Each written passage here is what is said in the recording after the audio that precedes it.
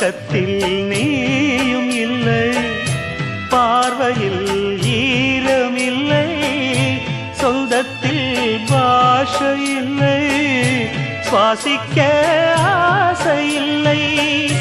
கண்டு வந்து சொல்வதற்கு காற்றுக்கு ஞானமில்லை, நீலத்தை பிரித்து விட்டால் வானத்தில் ஏதுமில்லை. தள்ளி தள்ளி நீ இருந்தால் சொல்லிக்கொள்ள வாழ்க்கை இல்லை. பார்த்திருப்பேன், கால் கடுக்க காத்திருப்பேன், ஜீவன் வந்து சேரும் வரை தேகம் போல் நான் கிடப்பேன்.